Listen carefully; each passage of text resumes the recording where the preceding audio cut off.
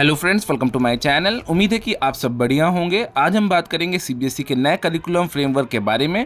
Video थोड़ा long रहने वाला है, इसलिए वीडियो को पूरा देखिएगा ताकि सारे पॉइंट्स क्लियर हो सके। तो चलिए स्टार्ट करते हैं। सीबीएसई का नया करिकुलम सिर्फ एक सिलेबस बदलाव नहीं है, बल्कि ये हमारे देश के कॉन्स्टिट्यूशन और नेशनल एजुकेशन पॉलिसी यानी कि एनईपी 2020 के सपनों को धरती पर उतारने का एक रोड मैप है। इस करिकुलम को national curriculum framework for school education 2023 की गाइडलाइंस के मुताबिक बनाया गया है। यहाँ करिकुलम का मतलब सिर्फ बुक्स नहीं है, इसमें लर्निंग गोल्स, कंटेंट, पढ़ाने का तरीका जो कि पेडागॉगी, स्कूल का माहौल और असेसमेंट सब कुछ शामिल है। अब बात करेंगे मेन 6 पिलर के बारे में। ये पूरा डिज़ाइन इन चीज़ों पर टिका हुआ है। जैसे कि फर्स्ट पॉइंट की बात की जाए तो AIIMS of education, second point learning outcomes, third point assessment, 4 point crucial goals, fifth point pedagogy, 6 point school culture. Video को आगे कंटिन्यू करने से पहले अगर आप हमारे चैनल पर फर्स्ट टाइम आए हैं तो वीडियो को लाइक करें, सब्सक्राइब करें और हमारे ऑफिशियल व्हाट्सएप चैनल को ज़रूर ज्वाइन करें ताकि आपको सारे अपडेट्स तुरंत मिल सकें। अब बात करेंगे साइलेंट फ्यूचर्स के बारे में। यहाँ 14 ऐसे पॉइंट्स दिए गए हैं जो आने वाले समय में एजुकेशन का चेहरा बदल देंगे। पॉइंट नंबर फर्स्ट की बात की जाए तो प्रमोट हॉलिस्टिक डेवलपमेंट, यानी कि बच्चे के सिर्फ मार्क्स ही नहीं बल्कि intellectual, physical, socio emotional, ethical और एस्थेटिक विकास पर बराबर ध्यान दिया जाएगा। पॉइंट नंबर 2 पे मेंशन किया गया कि align with the learning standards, यानी कि पढ़ाई अब कॉम्पिटेंसी बेस्ड होगी, जहां बच्चे ने क्या सीखा है और वो उसे रियल लाइफ में कैसे अप्लाई कर सकता है, ये ज़्यादा महत्वपूर्ण रहने वाला है। पॉइंट नंबर 3 की बात की जाए तो एनकरेज कॉन्सेप्चुअल अंडरस्टैंडिंग, यानी कि रट्टा मारने की ज़रूरत नहीं है। कंटेंट लोड को कम किया गया है ताकि बच्चे कोर कॉन्सेप्ट्स को गहराई से समझ सकें। पॉइंट नंबर 4 की बात की जाए तो जिसमें मेंशन किया गया एडॉप्ट इफेक्टिव पेडागॉगी, यानी कि पढ़ाने का तरीका बोरिंग नहीं होगा। अब पढ़ाई एक्सपेरिएंशियल यानी कि करके सीखना, इंक्वायरी ड्राइवन, आर्ट्स इंटीग्रेटेड और स्पोर्ट्स इंटीग्रेटेड होंगी, जो सेकेंडरी स्टेज के बच्चों के लिए बिल्कुल सही है। पॉइंट नंबर 5 की बात की जाए तो ट्रांसफॉर्म असेसमेंट कल्चर, यानी कि परीक्षा का डर अब खत्म होगा। परीक्षा अब मेमोराइजेशन चेक करने के लिए नहीं बल्कि हायर ऑर्डर थिंकिंग और कॉम्पिटेंसीज को परखने के लिए होगी। इसमें असेसमेंट जैसे कि एज, ऑफ और फॉर लर्निंग का कॉन्सेप्ट लगाया गया है। पॉइंट नंबर 6 की बात की जाए जिसमें मेंशन किया गया है foster rational thought and autonomy, means बच्चों में सवाल पूछने और लॉजिकल रीजनिंग डेवलप करने पर फोकस है। इससे उनमें क्रिटिकल थिंकिंग, क्रिएटिविटी और सही डिसीजन लेने की क्षमता पैदा होगी। पॉइंट नंबर 7 की बात की जाए जो कि है स्ट्रेंथन कॉन्स्टिट्यूशनल वैल्यूज़, यानी कि देश के प्रति कर्तव्य, fundamental duties, citizenship values, empathy यानी कि हमदर्दी और सबको साथ लेकर चलने की भावना को करिकुलर प्रोसेस में इंटीग्रेट किया गया है। पॉइंट नंबर 8 की बात की जाए जिसमें मेंशन किया गया है promote multidisciplinary and flexible learning, यानी कि सेकेंडरी स्टेज पर स्टूडेंट्स को सब्जेक्ट चुनने की ज़्यादा आज़ादी यानी कि फ्लेक्सिबिलिटी और चॉइस मिलेगी। वो अलग अलग सब्जेक्ट ग्रुप्स में से अपनी पसंद के विषय चुन सकते हैं, यानी कि सब्जेक्ट को चूज कर सकते हैं। पॉइंट नंबर 9 में मेंशन किया गया है integrate art, physical education and wellbeing, यानी कि आर्ट और पीटी अब सिर्फ एक्स्ट्रा एक्टिविटीज़ नहीं बल्कि कोर एरियाज होंगे। इनके लिए भी अलग से लर्निंग स्टैंडर्ड और परफॉर्मेंस बेस्ड असेसमेंट रखे गए हैं। पॉइंट नंबर 10 की बात की जाए जिसमें बताया गया है एम्बेडेड वोकेशनल एजुकेशन, यानी कि बच्चों में काम के प्रति सम्मान यानी कि डिग्निटी ऑफ लेबर पैदा करने के लिए वोकेशनल कैपेबिलिटीज़ और लोकल क्राफ्ट या इंडस्ट्रीज़ के एक्सपोजर को शामिल किया गया है। पॉइंट नंबर 11 में मेंशन किया गया है एडवांस एनवायरमेंटल लिटरेसी, यानी कि पर्यावरण के प्रति अवेयरनेस और सस्टेनेबल लिविंग के लिए एक्शन ओरिएंटेड लर्निंग पर जोर दिया गया है ताकि बच्चे पर्यावरण को बचा सकें। पॉइंट नंबर 12 पे मेंशन किया गया प्रमोट मल्टीलिंगुअल, यानी कि इंडियन लैंग्वेज को बढ़ावा दिया जाएगा। इससे बच्चों में अपनी संस्कृति यानी कि कल्चर के प्रति गर्व पैदा होगा और वो ग्लोबल सिटीजन के रूप में तैयार होंगे। पॉइंट नंबर 13 की बात की जाए जिसमें मेंशन किया गया एंश्योर इंक्लूसिव और इक्विटेबल एजुकेशन, यानी कि हर तरह के बच्चे चाहे वो उनकी सोशल इकोनॉमिक बैकग्राउंड या क्षमता कुछ भी हो के लिए बराबर और इंक्लूसिव प्रैक्टिस अपनाई जाएगी। पॉइंट नंबर 14 में मेंशन किया गया है लेवरेज टेक्नोलॉजी, सीटी एंड एआई, यानी कि कंप्यूटेशन थिंकिंग और आर्टिफिशियल इंटेलिजेंस को सेकेंडरी स्टेज तक कंपलसरी कॉम्पिटेंसी के रूप में शामिल किया गया है। ये बच्चों में एल्गोरिदम थिंकिंग और डेटा लिटरेसी डेवलप करेगा। अब हम बात करेंगे curricular areas at secondary level के बारे में, जो आपकी स्क्रीन पर दिख रहा है। ये हिस्सा बहुत महत्वपूर्ण है, यानी कि इंपॉर्टेंट है, क्योंकि ये बताता है कि बच्चों को क्या पढ़ाया जाएगा और लैंग्वेजेस को लेकर नए नियम क्या हैं। फर्स्ट पॉइंट पे हम लोग डिस्कस करेंगे करिकुलर एरियाज के बारे में कि क्या क्या पढ़ेंगे बच्चे। CFSE 2023 के मुताबिक सेकेंडरी लेवल पर बच्चों को इन एरियाज में विस्तार और गहराई दोनों दी जाएगी। जैसे कि मेन सब्जेक्ट्स की अगर बात करें तो इसमें लैंग्वेजेस, मैथमेटिक्स, साइंस और सोशल साइंस शामिल हैं। कोर एरियाज की बात की जाए जैसे कि art education, physical education and wellbeing, vocational education और इंटरडिसिप्लिनरी एरियाज को भी कोर माना जाएगा। विजन की बात की जाए तो सेकेंडरी स्कूल को एक लर्नर सेंटर स्पेस बनाया जाएगा जहां बच्चे रिसाइलेंस, स्पोर्ट्समैनशिप और एस्थेटिक सेंसिबिलिटी सीखेंगे ताकि वो फ्यूचर रेडी सिटीजन्स बन सकें। अब बात कर लेते हैं लैंग्वेजेस की। तो लैंग्वेजेस को लेकर सीबीएसई ने न्यू रूल्स तैयार किए हैं। तो ऑप्शंस जो होने वाले हैं तो हिंदी और इंग्लिश के अलावा 42 ऑल लैंग्वेजेस ऑफर की जा रही है, जिनमें कॉन्स्टिट्यूशन की 8th शेड्यूल की सारी भाषाएं और फॉरेन लैंग्वेज भी शामिल हैं।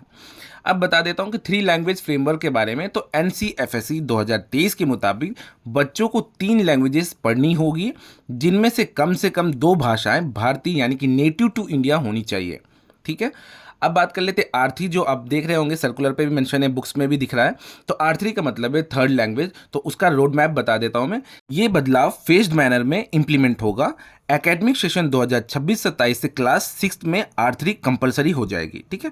और 2030-31 तक में ये क्लास 10 तक पहुंच जाएगी। अगर आपकी कोई कंफ्यूजन है तो आप टेबल नंबर 1 को ध्यान से देखेंगे तो उसमें एकेडमिक सेशंस लिखे हुए हैं, साथ ही साथ क्लास में R3 कहाँ कंपलसरी होने वाला है उसके सेशन वाइज दिए हुए हैं। तो आप उसको इंप्लीमेंट अपने स्कूल में कर सकते हैं। फिर भी अगर आपको कोई डाउट है तो आप कमेंट्स बॉक्स के थ्रू मुझसे पूछ सकते हैं। अब बात कर लेते हैं क्लास 9th एंड 10th के लिए लैंग्वेजेस के नए नियम क्या हैं। जैसा कि आप स्क्रीन पर देख सकते हैं, क्लास 9th और 10th के बच्चों के लिए कुछ विशेष नियम हैं। मीन्स लैंग्वेजेस चॉइस, यानी कि स्टूडेंट को R1 और R2 भाषाएं चुनेंगे, वो दोनों अलग अलग होनी चाहिए। ठीक। असेसमेंट और टेक्स्ट बुक की बात की जाए तो जब तक एनसीईआरटी नई टेक्स्ट बुक्स नहीं लाता है तब तक पुरानी बुक्स ही यूज होंगी, लेकिन R1 और R2 का सिलेबस और असेसमेंट का तरीका अलग अलग होगा। ओल्ड स्कीम यानी कि करंट स्टूडेंट्स के लिए, तो जो स्टूडेंट्स अभी क्लास 7th या उससे ऊपर हैं उनके लिए क्लास 8 तक 3 भाषाएं पास करना कंपलसरी है। अगर कोई रह जाता है तो उसे क्लास 9th या 10th में मौका दिया जाएगा।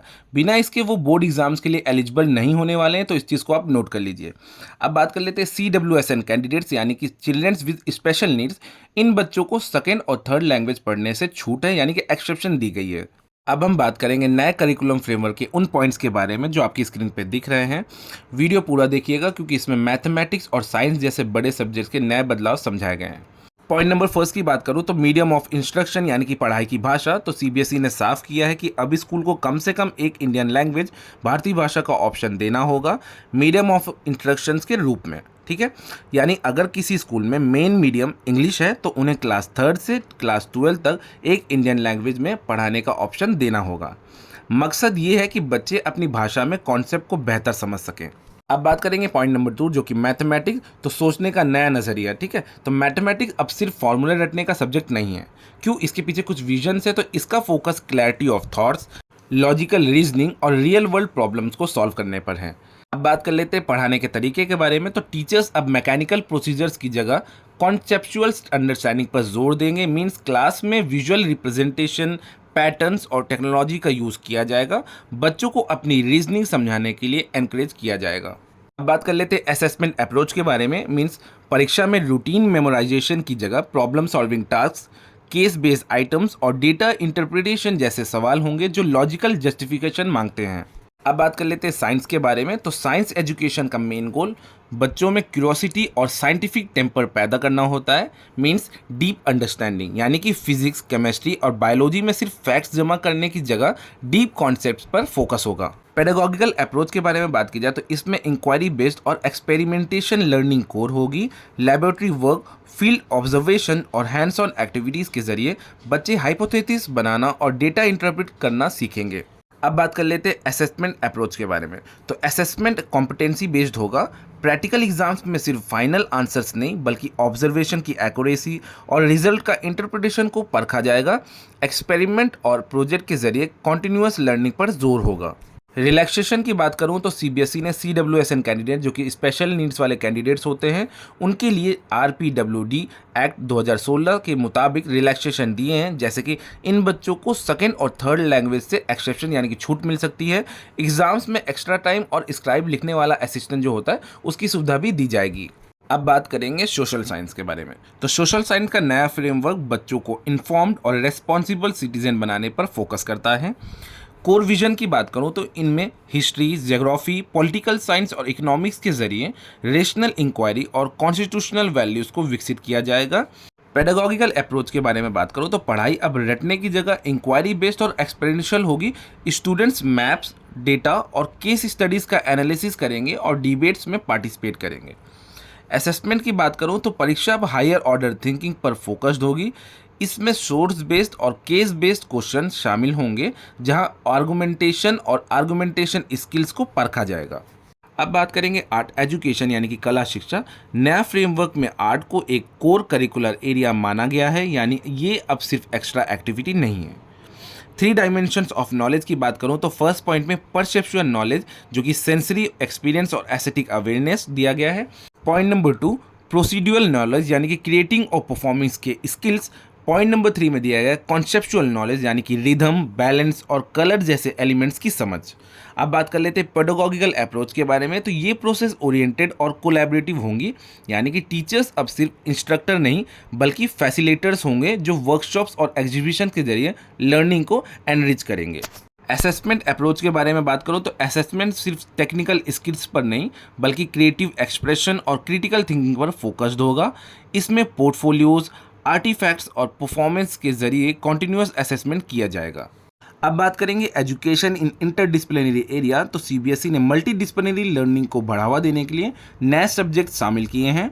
पहला है इंडिविजुअल इन सोसाइटी, मीन्स ये क्लास 9 के सेशन 2026-27 में इंट्रोड्यूस किया जाएगा। और दूसरा है एनवायरमेंटल एजुकेशन, तो ये क्लास 10 के सेशन 2027-28 में इंट्रोड्यूस होगा। ये सब्जेक्ट्स बच्चों को एथिकल रीजनिंग और एनवायरमेंटल कॉन्सिक्वेंस के प्रति जागरूक करेंगे।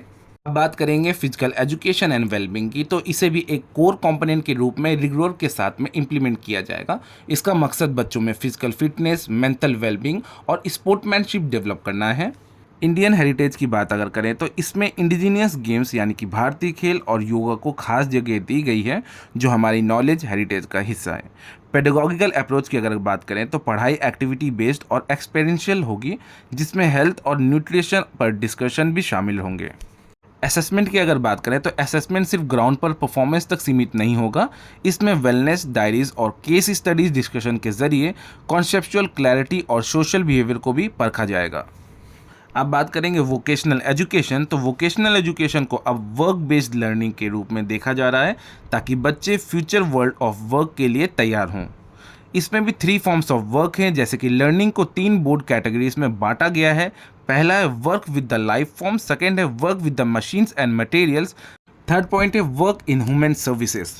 प्रैक्टिकल डेप्थ की अगर बात करूं तो क्लास 9th और 10th में बच्चे लंबे ड्यूरेशन के लिए प्रोजेक्ट करेंगे, जिसमें प्लानिंग, एग्जीक्यूशन और डॉक्यूमेंटेशन ज़रूरी होगा। अब बात कर लेते हैं डिग्निटी ऑफ लेबर। तो इसका मुख्य उद्देश्य बच्चों में हर तरह के काम के प्रति सम्मान पैदा करना है। अब बात कर लेते हैं असेसमेंट की। तो यहाँ थ्योरेटिकल रिकॉल से ज़्यादा डेमोन्स्ट्रेशन ऑफ कॉम्पिटेंसीज और वर्क रिलेटेड वैल्यूज़ को वेटेज दिया जाएगा।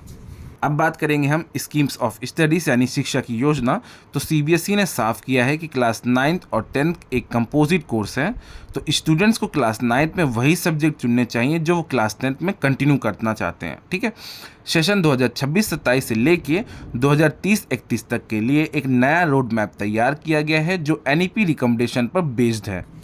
अब बात करेंगे आने वाले सालों में सब्जेक्ट्स और एग्जाम कैसे बदलेंगे। तो पहले बात कर लेते हैं सेशन 26-27 की नई शुरुआत के बारे में। जैसा कि आप स्क्रीन पर टेबल देख सकते हैं, 2026-27 से क्लास 9th में बड़े बदलाव शुरू हो रहे हैं।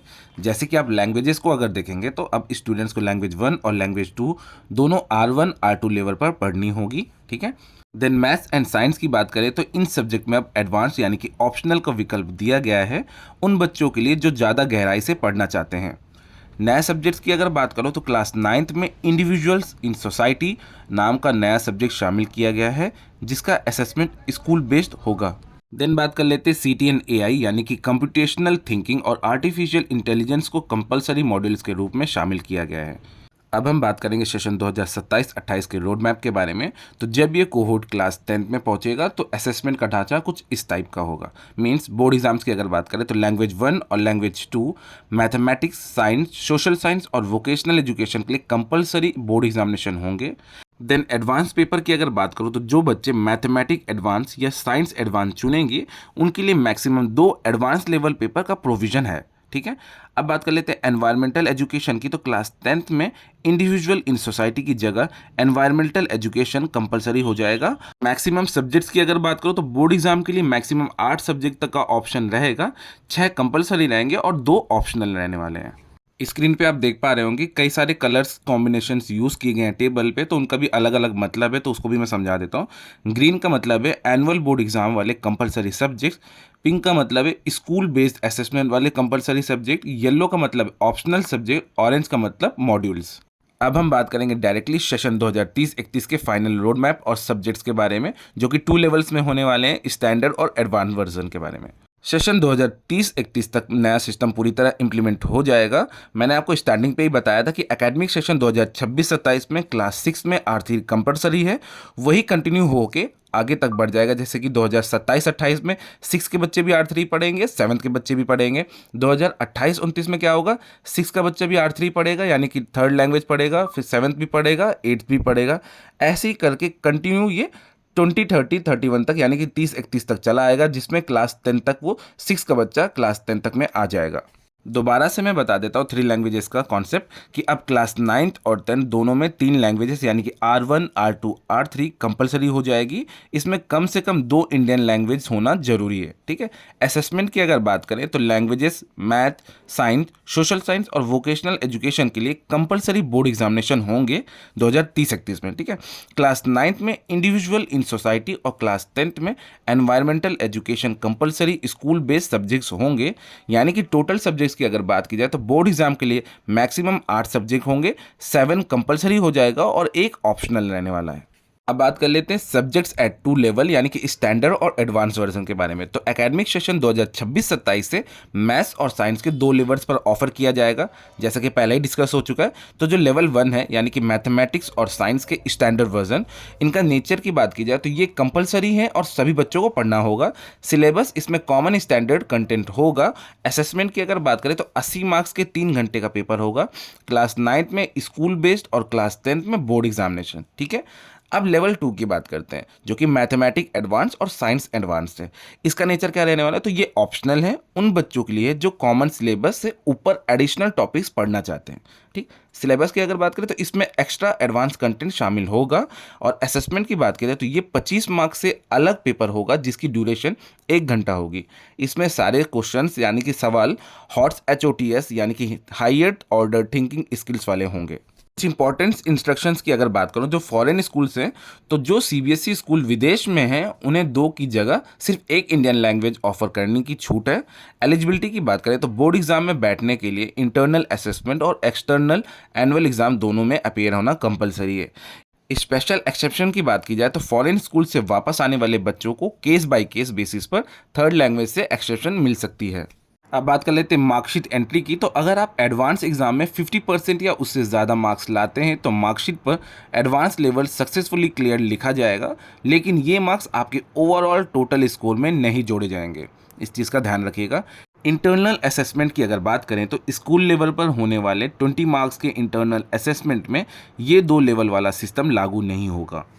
अब हम बात करेंगे result computation and subject replacement की। तो अगर कोई स्टूडेंट 3 कंपलसरी सब्जेक्ट्स में यानी कि मैथ, साइंस, सोशल साइंस में किसी एक सब्जेक्ट में फेल हो जाता है, लेकिन उसने एक ऑप्शनल सब्जेक्ट लिया है और उसमें वो पास है, तो वो ऑप्शनल सब्जेक्ट फेल वाले सब्जेक्ट को रिप्लेस कर देगा। इससे बच्चों का साल बच जाएगा यानी कि वो पास हो जाएंगे। अब हम बात करेंगे कंप्यूटेशन थिंकिंग एंड AI के बारे में। तो प्राइमरी और मिडिल स्टेज की अगर बात करें तो सेशन 2026-27 से ही क्लास 3rd से क्लास 8 तक CT और AI को एज एप्रोप्रिएट तरीके से इंट्रोड्यूस किया जाएगा। इसका फोकस लॉजिकल रीजनिंग और एल्गोरिदम थिंकिंग पर होगा। और सेकेंडरी स्टेज की अगर बात करें तो क्लास 9 से क्लास 12th में CT और AI के मॉड्यूल्स के रूप में 2027-28 से शामिल किया जाएगा। अब बात कर लेते हैं चिल्ड्रन विद स्पेशल नीड यानी कि CWSN के लिए कुछ विशेष सुविधाओं का प्रावधान है, उसके बारे में डिस्कस करते हैं। तो CBSE ने CWSN के लिए कुछ बहुत ही इंक्लूसिव नियम बनाए हैं जो RPWD एक्ट 2016 पर बेस्ड है। CWSN स्टूडेंट्स के लिए लैंग्वेज पर एक्सेप्शन है, यानी कि इन बच्चों को 3 की जगह सिर्फ एक कंपलसरी लैंग्वेज पढ़ने की आज़ादी है।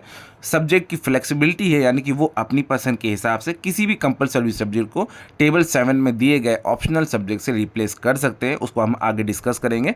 एकोमोडेशंस की बात करें तो इन एग्जाम में एक्स्ट्रा टाइम, स्क्राइब यानी कि लिखने वाला, कंप्यूटर यूज़ करने की परमिशन और बड़े फॉन्ट वाले पेपर्स जैसी सुविधाएं मिलती हैं।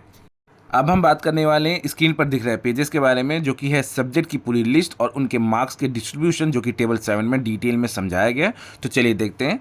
सबसे पहले मैं बता देता हूँ लैंग्वेज की डिटेल लिस्ट के बारे में। जैसा कि आप स्क्रीन पर देख सकते हैं, CBSE ने लैंग्वेज का एक बड़ा विकल्प दिया है। मीन्स मेन लैंग्वेजेस की अगर बात करो तो हिंदी और इंग्लिश, जो कि R1 और R2 दोनों लेवल्स पर ऑफर किया गया है। इनका थ्योरी पेपर 80 मार्क्स का और इंटरनल असेसमेंट 20 मार्क्स का होगा। रीजनल और शेड्यूल लैंग्वेज की अगर बात करो, इसमें उर्दू, पंजाबी, बंगाली, तमिल, तेलुगु, मराठी, गुजराती और उड़िया जैसे 44 भाषाएं शामिल हैं। फॉरेन लैंग्वेजेस की अगर बात की जाए तो जापानीज़, फ्रेंच, जर्मन, स्पेनिश और अरेबिक जैसी इंटरनेशनल भाषाएं भी स्टूडेंट चुन सकते हैं। अब बात कर लेते हैं कोर्स सब्जेक्ट्स और एडवांस ऑप्शंस के बारे में। तो टेबल 7 में कोर्स सब्जेक्ट के साथ में उनके नए एडवांस ऑप्शन के मार्क्स भी दिए गए हैं। बात करते हैं सबसे पहले मैथमेटिक्स एंड साइंस की। तो इनका स्टैंडर्ड पेपर 80 मार्क्स का होगा, जो कि 3 घंटे का होने वाला है। एडवांस पेपर की अगर बात करें तो जो स्टूडेंट मैथमेटिक्स एडवांस या साइंस एडवांस चुनेंगे उन्हें 25 मार्क्स का अलग पेपर देना होगा, जो कि 1 घंटे का होगा। सोशल साइंस की अगर बात करूं तो इसका पेपर भी 80 मार्क्स का होगा थ्योरी का, और 20 मार्क्स का इंटरनल डिस्ट्रीब्यूशन के साथ में 100 मार्क्स का होगा। अब बात कर लेते हैं ऑप्शनल सब्जेक्ट की, जो कि मार्च 2026 के मुताबिक होने वाला है। स्क्रीन पे आप देख सकते हैं कि आपको ऑप्शनल सब्जेक्ट की टेंटेटिव लिस्ट दिखेगी, जो आपकी स्किल्स को बढ़ाने के लिए है। जैसे कि क्रिएटिव आर्ट्स यानी कि पेंटिंग, तो इसका 30 मार्क्स का थ्योरी और 70 मार्क्स का इंटरनल होगा, ध्यान रखें इसको। स्किल बेस्ड की अगर बात करें तो retail, information technology, beauty and wellness, marketing and sales और इंट्रोडक्शन टू फाइनेंशियल मार्केट्स जैसे सब्जेक्ट में 50 मार्क्स की थ्योरी और 50 मार्क्स का प्रैक्टिकल यानी कि इंटरनल वेटेज दिया गया है। नैतिक और फिजिकल की अगर बात करें, जो कि होता है NCC नेशनल कैडेट कोर, और होम साइंस जैसे विकल्प भी मौजूद हैं। एक ज़रूरी नोट बता दूं आपको कि आप कंप्यूटर एप्लीकेशन, जो कि 165 है, और इंफॉर्मेशन टेक्नोलॉजी, जो कि 402 है, में से सिर्फ कोई एक ही सब्जेक्ट चुन सकते हैं। तो इन ऑप्शनल सब्जेक्ट का पूरा सिलेबस और स्टडी मटेरियल CBSE के एकेडमिक वेबसाइट पर ऑप्शनल सब्जेक्ट टैब के अंदर मिल जाएगा आपको, तो आप वहाँ से डाउनलोड भी कर सकते हैं। अब हम बात करने वाले हैं इंस्ट्रक्शनल टाइम यानी पढ़ाई के समय के बारे में। तो CBSE ने स्कूल्स को इंस्ट्रक्शनल टाइम के लिए नए निर्देश दिए हैं। तो क्या क्या है वो भी समझ लीजिए। स्कूल को सलाह दी गई है कि वो ऐसे इनोवेटिव टाइम टेबल्स बनाएं, जैसे कि एक दिन में सिर्फ 2 या 3 सब्जेक्ट पढ़ाएं, जिससे बच्चों के बैग का बोझ और होमवर्क कम हो सके। CBSE ने बैगलेस डे के बारे में भी बात की है। तो स्कूल्स अपने शेड्यूल में बैगलेस डे भी शामिल कर सकते हैं, ताकि लर्निंग एक्सपीरियंशियल हो। साथ ही साथ कुछ इंस्ट्रक्शन दिए मैंडेटरी पीरियड्स के बारे में। तो टाइम टेबल में फिजिकल एजुकेशन, आर्ट एजुकेशन और वोकेशनल एजुकेशन के लिए पीरियड्स होना कंपलसरी है। अब बात कर लेते हैं स्ट्रक्चर ऑफ असेसमेंट स्कीम यानी कि परीक्षा के ढांचे के बारे में। तो क्लास 9th और 10th के लिए असेसमेंट 2 मुख्य कंपोनेंट्स में बांटा गया है, जैसे कि बोर्ड एक्सटर्नल एग्जामिनेशंस। तो क्लास 10th के लिए CBSE द्वारा और क्लास 9th के लिए स्कूल द्वारा 80 मार्क्स का एक्सटर्नल एग्ज़ाम लिया जाएगा। इंटरनल असेसमेंट की अगर बात करें तो दोनों क्लासेस के लिए स्कूल लेवल पर 20 मार्क्स के इंटरनल असेसमेंट होंगे। और पासिंग क्राइटेरिया की अगर बात करें तो सफल होने के लिए यानी कि पास होने के लिए स्टूडेंट्स को इंटरनल और एक्सटर्नल दोनों कंपोनेंट्स में मिलाकर कम से कम 33% मार्क्स लाना कंपलसरी, यानी कि आपको 33% इंटरनल में भी आने चाहिए, एक्सटर्नल में भी आने चाहिए, तभी आप पास कहलाएंगे। अब हम बात करेंगे नेचर ऑफ क्वेश्चन पेपर यानी कि सवालों के तरीके के बारे में। तो अब क्वेश्चन पेपर का पैटर्न बदल गया है। मींस आपको कॉम्पिटेंसी फोकस्ड यानी लगभग 50% क्वेश्चंस कॉम्पिटेंसी फोकस्ड होंगे, जैसे केस बेस्ड पे, सोर्स बेस्ड पे और डेटा इंटरप्रिटेशन वाले सवाल। अदर क्वेश्चंस की बात करो तो बाकी सवालों में MCQ और शॉर्ट या लॉन्ग आंसर्स वाले क्वेश्चन शामिल होंगे। हायर ऑर्डर थिंकिंग के बारे में बात करें तो पेपर्स में रियल लाइफ कॉन्टेक्स्ट और डायग्राम्स का यूज़ किया जाएगा, ताकि हायर ऑर्डर थिंकिंग स्किल्स को बढ़ावा मिले। अब बात कर लेते हैं टेबल नंबर 8 जो कि ग्रेडिंग सिस्टम के बारे में। सीबीएसई ने ये टेबल दिया हुआ है जैसा कि आप स्क्रीन पे देख पा रहे होंगे। तो क्लास 10 के लिए सीबीएसई ने 9 पॉइंट ग्रेडिंग सिस्टम यूज़ किया हुआ है जो ऑक्टाइल यानी कि कैंडिडेट्स की रैंकिंग पर बेस्ड है। इसका मतलब ये है कि बोर्ड सबसे पहले उस सब्जेक्ट में पास होने वाले सभी बच्चों को उनके मार्क्स के हिसाब से एक रैंक ऑर्डर पे खड़ा करता है। फिर उन बच्चों की पूरी संख्या को 8 बराबर हिस्सों में बांट दिया जाता है। सबसे ज़्यादा मार्क्स लाने वाले पहले 1/8 बच्चों को A1 ग्रेड दिया जाता है और उनके बाद वाले अगले 1/8 बच्चों को A2 ग्रेड मिलता है।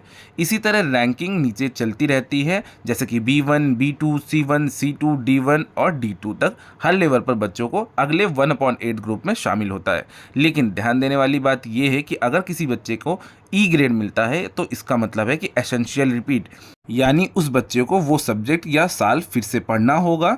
ये ग्रेडिंग सिस्टम तभी लागू होता है जब उस सब्जेक्ट में पास होने वाले कैंडिडेट की संख्या 500 से ज़्यादा हो।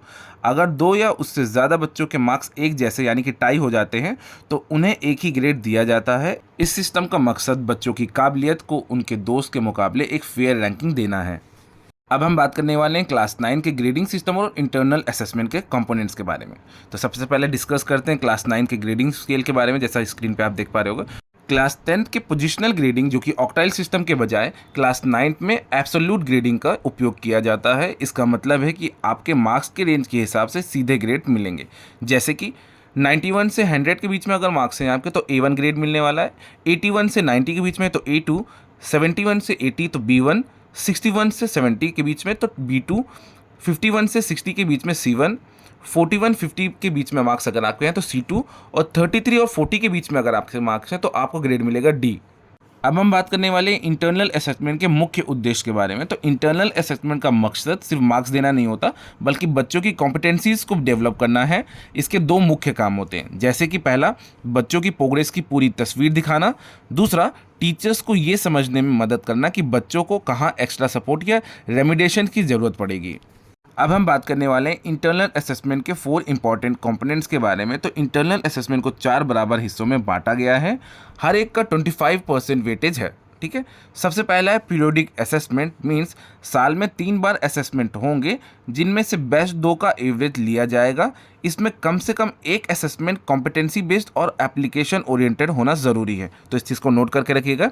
दूसरा है मल्टीपल असेसमेंट, इसमें डाइवर्स मोड्स जैसे कि क्विजेस, ओरल प्रेजेंटेशंस, एक्सपेरिमेंट्स और फील्ड वर्क के जरिए बच्चों को इवैल्यूएट किया जाएगा।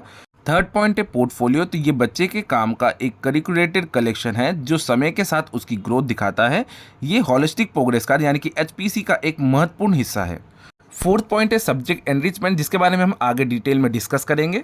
उससे पहले आप ये जान लीजिए कि पोर्टफोलियो को जज करने के तरीके क्या होते हैं। तो पोर्टफोलियो को इवैल्यूएट करने के लिए कुछ मुख्य एलिमेंट्स देखे जाते हैं, जैसे कि ऑर्गेनाइजेशन, मीन्स नीटनेस, क्रिएटिविटी और विजुअल अपील। ठीक है, दूसरा होता है कंप्लीशन, यानी कि गाइडेड वर्क का पूरा होना चाहिए। थर्ड पॉइंट होता है एविडेंस ऑफ ग्रोथ, यानी कि बच्चे ने समय के साथ में क्या नया सीखा। ठीक है, चौथा है कंप्लीटनेस, यानी कि सारे रेलिवेंट वर्क का इंक्लूजन है कि नहीं उसमें। अब हम बात करने वाले हैं सब्जेक्ट एनरिचमेंट और बच्चों की स्किल्स बढ़ाने वाली एक्टिविटीज़ के बारे में। तो सबसे पहले डिस्कस करेंगे सब्जेक्ट एनरिचमेंट एक्टिविटीज़, जिसका वेटेज 25% है। ये एक्टिविटीज़ बच्चों में डीप अंडरस्टैंडिंग और डिसिप्लिन स्पेसिफिक स्किल्स डेवलप करने के लिए है, जैसे कि लैंग्वेजेस। ठीक है, यहाँ फोकस लिसनिंग, स्पीकिंग, आर्गुमेंटेशन और एनालिटिकल राइटिंग पर होता है। साइंस और मैथ की अगर बात करूँ तो इन सब्जेक्ट्स में इन्वेस्टिगेशन, हाइपोथेसिस बनाना, एक्सपेरिमेंट करना और डेटा एनालिसिस पर जोर दिया जाता है। सोशल साइंस की अगर बात करें तो इसमें केस स्टडीज़, एथिकल रीजनिंग और सोशियो इकोनॉमिक इश्यूज़ पर प्रोजेक्ट शामिल हैं। अब बात कर लेते हैं स्टूडेंट एनरिचमेंट एक्टिविटीज़ के बारे में, जिसमें स्किल्स और वैल्यूज़ की बात की गई, जैसे आप टेबल पे देख पा रहे होगे। तो CBSE बच्चों की पर्सनालिटी को निखारने के लिए ये कॉम्पिटिशन्स और एक्टिविटीज़ करवाता है, जिनसे मुख्य स्किल डेवलप होते हैं, जैसे कि story telling and reading week. इनसे क्रिएटिव और कम्युनिकेशन स्किल्स बढ़ते हैं। और आपने देखा होगा आर्यभट्ट गणित चैलेंज, जो कि CBSE करवाता है हर साल। ये प्रॉब्लम सॉल्विंग और क्रिटिकल थिंकिंग को मजबूत करता है। देन CBSE हेरिटेज इंडियन क्यूज, ये भी होता है। इससे देश की डाइवर्सिटी और मॉन्यूमेंट्स के प्रति सम्मान और अवेयरनेस बढ़ती है। साथ ही साथ में आपने देखे होंगे science challenge and exhibitions, scientific temperament और डे टू डे लाइफ में साइंस को कनेक्ट करना सिखाता है। इको क्लब एंड स्वच्छता अभियान, यानी कि पर्यावरण एनवायरमेंटल के प्रति जागरूकता। एक भारत श्रेष्ठ भारत, यानी कि देशभक्ति और यूनिटी की भावना को जगाता है। फिर आता है कॉन्स्टिट्यूशन डे, जिसमें फंडामेंटल राइट्स और ड्यूटीज़ को समझाया जाता है और इसके अलग अलग कॉम्पिटिशन सीबीएसई कंडक्ट कराता है। साथ ही साथ में एट द लास्ट में आर्ट इंटीग्रेटेड प्रोजेक्ट, जो सब्जेक्ट्स के बीच में मल्टीडिसिप्लिनरी लिंक्स को समझाने में मदद होती है। अब बात कर लेते हैं स्कूल करिकुलम कमेटी के बारे में। तो सीबीएसई ने हर स्कूल के लिए एक स्कूल करिकुलम कमेटी बनाना मैंडेटरी कर दिया है। इस कमेटी का काम पेडागोगिकल प्रैक्टिस डिफाइन करना, असेसमेंट प्लान बनाना और बच्चों को फीडबैक देना। ठीक है, कमेटी ये भी इंश्योर करेगी कि text book age appropriate, gender sensitive हो और उनमें किसी भी कम्युनिटी की भावनाओं को ठेस पहुंचाने वाला मटेरियल ना हो। अब हम बात करेंगे प्रिंसिपल्स और टीचर्स के लिए पेडागोगिकल प्रैक्टिसेस और कॉम्पिटेंसी बेस्ड लर्निंग के नए तरीकों के बारे में, तो वीडियो को एंड तक देखते रहिएगा। अब हम बात करने वाले हैं पेडागोगिकल लीडरशिप के बारे में। तो प्रिंसिपल्स को स्कूल का पेडागोगिकल लीडर माना गया है। उनकी मुख्य जिम्मेदारी ये हैं, जैसे कि lead and guide means teachers और स्टूडेंट्स को सपोर्ट करना ताकि वो अपना बेस्ट परफॉर्म कर सकें। एनुअल पेडागोगिकल प्लान यानी कि स्कूल के लिए एक ऐसा एनुअल प्लान तैयार करना जो सभी एरियाज को बराबर इंपॉर्टेंस दे। इनोवेटिव पेडागोगी यानी कि आर्ट, स्पोर्ट्स और आईसीटी टेक्नोलॉजी को एजुकेशन के साथ में इंटीग्रेट करना। टीचर्स ट्रेनिंग की अगर बात करें तो टीचर्स की कैपेबिलिटीज़ को बढ़ाने के लिए इन हाउस ट्रेनिंग सेशंस को ऑर्गेनाइज करना। अब बात कर लेते हैं पेडागोगिकल प्रैक्टिस फॉर टीचर्स। तो टीचर्स का रोल अब सिर्फ ज्ञान देना नहीं है बल्कि एक फैसिलिटेटर का है, यानी कि लर्नर सेंट्रिक मीन्स पढ़ाई बच्चों पर केंद्रित होनी चाहिए जहां वो सवाल पूछने के लिए आज़ाद हों। इंक्लूसिव प्रिंसिपल्स यानी कि बच्चों को स्लो लर्नर या ब्राइट जैसे लेबल्स नहीं देना चाहिए बल्कि उनकी इंडिविजुअल नीड्स पर ध्यान देना चाहिए। ठीक है, आर्ट इंटीग्रेशन की बात करें तो मुश्किल कॉन्सेप्ट को समझाने के लिए आर्ट्स का यूज़ करना चाहिए। अब हम बात करेंगे कॉम्पिटेंसी बेस्ड लर्निंग। तो ये 21st सेंचुरी की सबसे बड़ी मांग है। इसका मेन फोकस कंटेंट कवर करने पर नहीं बल्कि लर्निंग आउटकम्स पर है। ठीक है, जैसे कि रियल लाइफ कंटेक्स्ट मीन्स पढ़ाई को किताबों से बाहर निकालकर रियल लाइफ कंटेक्स्ट और प्रॉब्लम सॉल्विंग पर ज़्यादा जोर दें। ठीक है, साथ ही साथ में ट्रैकिंग प्रोग्रेस, स्कूल को हर लर्नर की कॉम्पिटेंसीज को ट्रैक करना होगा और जहाँ ज़रूरत हो वहाँ पे टारगेटेड हेल्प देनी चाहिए। अब हम बात करेंगे लेसन प्लान या यूनिट प्लान के ढांचे के बारे में, यानी कि टीचर्स को अपने हर टॉपिक के लिए एक स्पेसिफिक प्लान तैयार करना होगा जिसमें ये पॉइंट्स शामिल होने चाहिए, जैसे कि स्पेसिफिक लर्निंग आउटकम्स, पेडागोगिकल स्ट्रैटेजीज और hands on learning, life skills और वैल्यूज़ का फ्यूजन, जेंडर सेंसिटिविटी और resources ICT, remedial teaching plan और इंक्लूसिव प्रैक्टिस। तो ये सारे पॉइंट्स आपके लेसन प्लान में शामिल होने चाहिए। अब हम बात करने वाले हैं आर्ट इंटीग्रेशन और 21st सेंचुरी स्किल्स के बारे में। तो सबसे पहले डिस्कस करेंगे special emphasis on integrating arts in education. तो सीबीएसई ने आर्ट एजुकेशन पर जोर दिया है क्योंकि ये बच्चों की लर्निंग को जॉयफुल और डीप बनाता है। जैसे कि deep understanding means art based inquiry से बच्चे कॉन्सेप्ट को बेहतर तरीके से इन्वेस्टिगेट कर पाते हैं। एक्सपीरियंशियल लर्निंग मीन्स इससे बच्चे अनुभव से सीखते हैं और उनमें कॉन्फिडेंस और सेल्फ स्टीम बढ़ता है। Cross curricular links means art integration से बच्चे अलग अलग सब्जेक्ट के बीच मल्टीडिसिप्लिनरी कनेक्शंस देख पाते हैं। अब बात करेंगे art education versus art integration. तो आर्ट एजुकेशन कला को सीखने के लिए है जबकि आर्ट इंटीग्रेशन कला को एक टूल के रूप में यूज़ करता है दूसरे सब्जेक्ट पढ़ाने के लिए। अब बात कर लेते हैं आर्ट इंटीग्रेटेड पेडागोगी के बारे में। तो इसमें सब्जेक्ट टीचर और आर्ट टीचर मिलकर काम करते हैं, जैसे कि टीम टीचिंग। तो दोनों टीचर्स मिलकर पेडागोगी अलाइन करते हैं ताकि सब्जेक्ट और आर्ट दोनों की लर्निंग हो सके। अब बात कर लेते हैं स्कूल कल्चर और प्रोसेस के बारे में। तो स्कूल सिर्फ पढ़ाई की जगह नहीं है बल्कि एक सुरक्षित और केयरिंग कम्युनिटी होनी चाहिए। जैसे कि अपने स्कूल में क्या क्या चीज़ें होनी चाहिए, इमोशनली सेफ स्पेसेस यानी कि स्कूल में नो एंगर जोन जैसे इनिशिएटिव होने चाहिए। हॉलिस्टिक वेलबींग यानी कि टाइम टेबल में रेस्ट, फिजिकल एक्टिविटी और आर्ट्स के लिए एक एडुकेट टाइम होना ज़रूरी है। इंक्लूसिव क्लासरूम्स यानी कि हर बच्चा चाहे उसकी बैकग्राउंड या एबिलिटी कुछ भी हो सम्मान महसूस करे। क्रॉस करिकुलर लिंकेजेस यानी कि सब्जेक्ट को एक दूसरे से जोड़ना ज़रूरी है, जैसे मैथ्स का डेटा इंटरप्रिटेशन ज्योग्राफी में यूज़ करना। अब बात कर लेते हैं 21st सेंचुरी के स्किल्स के बारे में। तो आज के समय में 3 मुख्य तरह की स्किल्स बच्चों के लिए ज़रूरी है। सबसे पहला लर्निंग स्किल यानी कि इसमें क्रिटिकल थिंकिंग, क्रिएटिविटी, कम्युनिकेशन और कोलैबोरेशन शामिल है। दूसरा लिटरेसी स्किल्स यानी कि इंफॉर्मेशन लिटरेसी, मीडिया लिटरेसी और technology literacy. Third point life skills यानी कि फ्लेक्सिबिलिटी, लीडरशिप, इनोवेटिव, प्रोडक्टिविटी और सेल्फ अवेयरनेस। अब हम बात करने वाले हैं इंक्लूसिव एजुकेशन और टीचर्स के नए रोल और जिम्मेदारियों के बारे में। तो सबसे पहले समझ लीजिए इंक्लूसिव एजुकेशन। तो इंक्लूसिव एजुकेशन का मतलब है कि हर बच्चे को बिना किसी भेदभाव के बराबर मौके मिलना, जैसे कि sensitization means teachers, non teaching staff और बच्चों को डिसेबिलिटी के प्रति सेंसिटाइज करना ज़रूरी है। अब बात कर लेते हैं स्पेशल एजुकेटर के बारे में। तो सीबीएसई ने हर एफिलिएटेड स्कूल में स्पेशल एजुकेटर की अपॉइंटमेंट मैंडेटरी कर दी है। हैंडबुक्स की अगर बात करूँ तो सीबीएसई ने इस पर एक विशेष हैंडबुक भी रिलीज़ की है जो उनकी वेबसाइट पर अवेलेबल है। अब बात कर लेते हैं रोल ऑफ टीचर्स के बारे में। तो नया फ्रेमवर्क जो कि एनसीएफएससी 2023 के मुताबिक टीचर्स अब सिर्फ ज्ञान देने वाले नहीं बल्कि फैसिलिटेटर हैं, मीन्स कॉन्टीन्यूअस ग्रोथ। इसका मतलब है कि टीचर्स को हर साल कम से कम 50 घंटे की कैपेसिटी बिल्डिंग प्रोग्राम अटेंड करना कंपलसरी है। अकाउंटेबिलिटी की बात करें तो टीचर्स बच्चों के एकेडमिक प्रोग्रेस के साथ ही साथ उनके वेलबींग और कैरेक्टर फॉर्मेशन के लिए भी जिम्मेदार होंगे। अब बात कर लेते हैं सीबीएसई को टीचर्स से क्या क्या उम्मीदें हैं, यानी कि सेकेंडरी स्टेज पे। तो क्लास 9 to 12 के लिए टीचर्स को इन मुख्य पॉइंट्स पर ध्यान देना चाहिए, जैसे कि लर्नर एजेंसी, मीन्स बच्चों को अपनी प्रोग्रेस पर रिफ्लेक्ट करने और खुद की जिम्मेदारी लेने के लिए एनकरेज करना। कॉम्पिटेंसी बेस्ड पेडागॉगी, यानी कि पढ़ाई को कंटेंट कवर करने के बजाय कॉम्पिटेंसी डेवलप करने पर अलाइन करना। टीचर्स को एक्सपीरियंशियल और इंक्वायरी बेस्ड लर्निंग अपनानी होगी। इनोवेशंस की बात की जाए तो टीचर्स को इंडियन नॉलेज सिस्टम जैसे कि सफल रिपोर्ट्स और आर्ट इंटीग्रेटेड अप्रोचेस को क्लासरूम में शामिल करना चाहिए। एड्रेसिंग डाइवर्सिटी की अगर बात करें तो हर बच्चे की सोशियो इकोनॉमिक और लिंग्विस्टिक बैकग्राउंड को ध्यान में रखते हुए उन्हें एक्सप्रेशन के अलग अलग मौके देना। अब हम बात करेंगे वेलबींग और मेंटल हेल्थ सपोर्ट के बारे में। तो टीचर्स बच्चों की इमोशनल सेफ्टी के लिए फ्रंट लाइन पर काम करेंगे, जैसे कि physical fitness, means physical education और योगा में बच्चों की एक्टिव पार्टिसिपेशन इंश्योर करना और उनकी फिटनेस ट्रैक करना। दूसरा है कि इमोशनली सेफ स्पेसेस, यानी कि क्लासरूम में ऐसा माहौल बनाना जहां डर ना हो और बच्चे बुलिंग या स्ट्रेस के साइन को जल्दी पहचान कर काउंसलर की मदद ले सके। तीसरा है सैचुरेटेड लॉस, जैसे कि आरटी एक्ट, पोस्को एक्ट और सीबीएसई गाइडलाइंस का सख्ती से पालन करना। अब हम बात कर लेते हैं टीचर्स के लिए असेसमेंट स्ट्रेटजीज और वैल्यू एजुकेशन के नए फ्रेमवर्क के बारे में। सबसे पहले डिस्कस करेंगे टीचर्स के लिए मुख्य निर्देश, यानी कि इंस्ट्रक्शनल रूल्स। टीचर्स को अपनी टीचिंग और असेसमेंट में इन पॉइंट्स को शामिल करना कंपलसरी है, जैसे कि कॉम्पिटेंसी फोकस असेसमेंट, यानी कि टीचर्स को केस बेस्ड, सोर्स बेस्ड और एप्लीकेशन ओरिएंटेड सवाल तैयार करने होंगे। दूसरे पॉइंट की अगर बात करें तो कॉन्टिन्यूअस मॉनिटरिंग, यानी कि रेगुलर फॉर्मेटिव असेसमेंट के जरिए कॉन्सेप्चुअल अंडरस्टैंडिंग को चेक करना और लर्निंग गैप्स को आइडेंटिफाई करके उनको सुधारना जरूरी है। डॉक्यूमेंटेशन की अगर बात करें तो बच्चों की प्रोग्रेस का रिकॉर्ड पोर्टफोलियोज और प्रोजेक्ट के रूप में रखना होगा, जो हॉलिस्टिक प्रोग्रेस कार्ड बनाने में मदद करेगा। कॉन्स्ट्रक्टिव फीडबैक की अगर बात करें तो सिर्फ मार्क्स ही नहीं बल्कि ऐसा स्पेसिफिक फीडबैक देना जो बच्चों को सुधारने में मदद करे। टेक्नोलॉजी का सही उपयोग, यानी कि दीक्षा मॉड्यूल्स, वर्चुअल सिमुलेशंस और एजुकेशनल वीडियोस का यूज़ सिर्फ लर्निंग बढ़ाने के लिए ही करना चाहिए।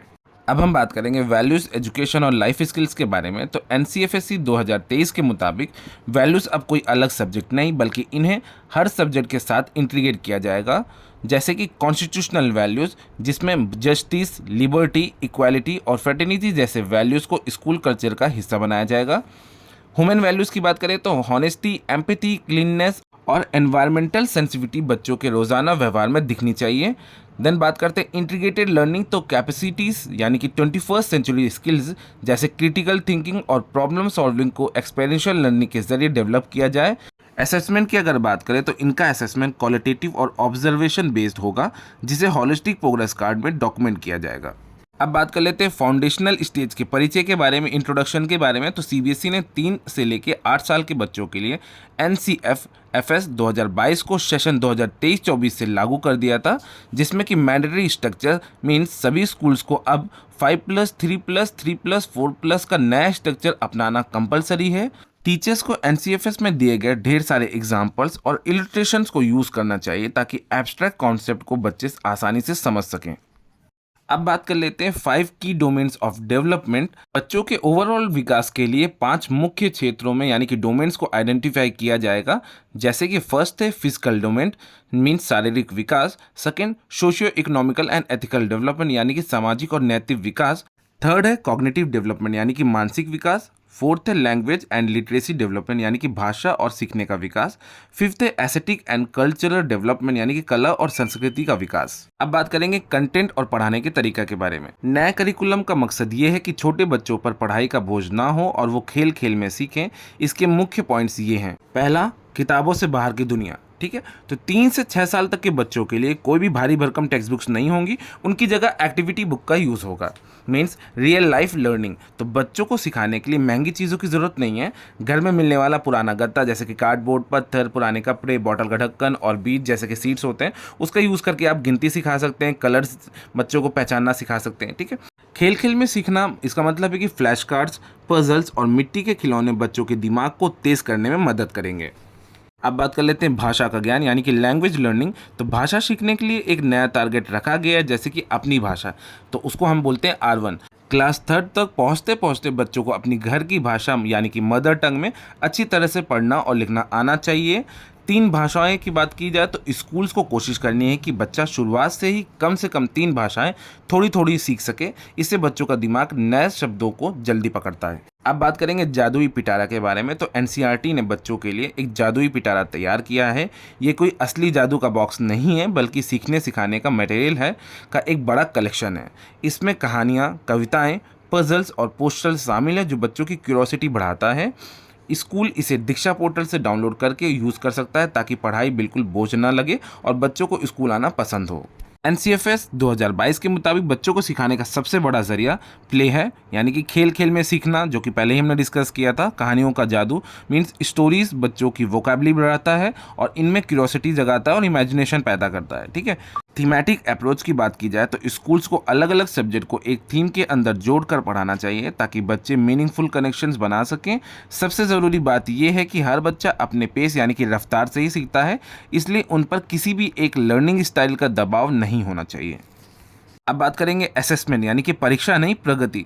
मीन्स फाउंडेशनल स्टेज पर असेसमेंट का मकसद है बच्चों पर बोझ ना डालना, जैसे कि नो रैंकिंग। इस स्टेज पर बच्चों की कोई रैंकिंग नहीं होनी चाहिए क्योंकि हर बच्चा यूनिक होता है। ठीक है। ऑब्जर्वेशन की अगर बात करें तो असेसमेंट का मेन तरीका बच्चों को ऑब्जर्व करना और उनके बनाए हुए आर्टिफैक्ट्स यानी कि काम को एनालाइज करना।